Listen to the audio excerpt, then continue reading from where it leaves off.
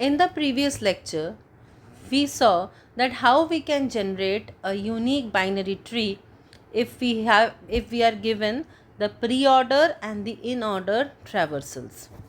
Now in this lecture, we'll see how to create a unique binary tree if we are given the post order and the in order traversals corresponding to the tree. So let's see, this is the given post order traversal and the in order traversal. Again, I'll just write it down here, it's easier for all of us to understand. Post order traversal means left will be traversed followed by right, and the last the root will be traversed. And in order, the left is traversed followed by the root and then the right. So now again I'll tell you that looking at the in order, can we find out the root? No. So to find out the root, we have to take help from the post order traversal. So as per this sequence, the last element will be the root element here. Okay. So let's make 8 as the root element of the binary tree. So when we find out the position of 8 in the in order traversal, from this we can tell that all the elements to the left of 8 will be the left subtree and all the elements to the right of 8 will form the right subtree. So let's write it down like this. It's 9, 5, 1, 7, 2 and 12 at the left side, and to the right of 8 we have 4, 3 and 11. So let's try to expand the left subtree first. So now among these elements, how do we find out the next root? So first of all, let's find out where are these elements in the post order. So the elements here are 9, 5, 1, 7, 2 and 12. So we can say that these elements are forming the left subtree, and from here we can find out that these elements are forming the right subtree.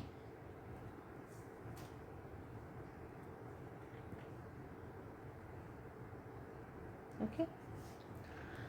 Now when this order was pre-order, we scanned it from left to right. But now we know that the root will be the rightmost element. So to find out the root, we have to scan it from right to left. So which is the element of the left subtree which is at the rightmost position? Is it 5? Yes.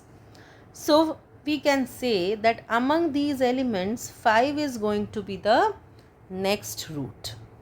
So now here in the in order traversal, if you mark 5 like this, you can see that to the left of 5 I have one element which is 9. So let's make it as the node, and rest all the elements are to the right of 5 in this order. Okay. Now among these elements, that is 1, 7, 2 and 12, which is the element that will occur first if we scan the list from right to left? It will be 7. So we will say that among these elements, 7 will be the root element here. Now as we find out the position of 7 in the in order traversal, we can see that to the left of 7 we have element 1, and to the right of 7 we have elements 2 and 12. So now we need to know the root amongst the elements 2 and 12. So amongst 2 and 12, which is the first element that we will encounter when we scan the post order from right to left? It will be 12. So when we look at the position of 12 in the in order traversal, we will see that 2 is to the, so we are making 12 as the root, and here now 2 is to the left of 12. And now to the right of 12 you don't have anything. 8 was the root of the binary tree, and elements to the right of 8 are the right subtree. So we can understand that right of 12 is null. Now coming to the right subtree. As we come to the right subtree, we have elements 4, 3 and 11. To find out the root amongst these elements, we will look at the post-order traversal. So these three elements are forming the right subtree of the tree. And the element which we will encounter first when we scan it from right to left will be 4. So we can write 4 as the root node here. Now when we find out the position of 4 in the in-order traversal, you can see there is nothing to the left of 4. That means the left of 4 is probably null. So both the elements 3 and 11 are to the right of 4. Now from these two elements, we want to find out which will be the next root. So we look at the post-order traversal. In the post-order traversal, which element will we encounter first among these two when we scan it from right to left? It is 11.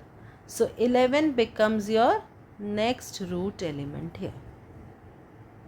Now when we find the position of 11 in the in-order traversal, we will find that there is nothing to the right of 11. So right of 11 will be null and 3 is to the left of 11.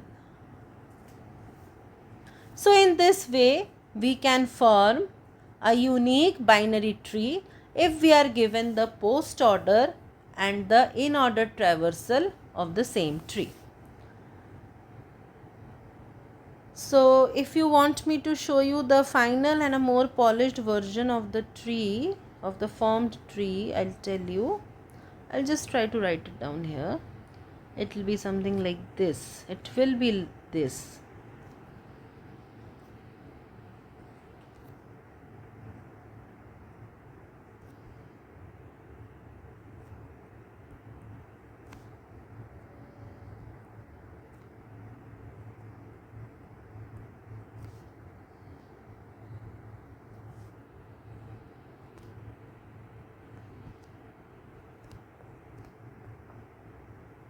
Okay, these both are same trees, just the first one is more descriptive. I've written all the elements here, and this is the final and polished version of the same tree. Okay guys, thank you.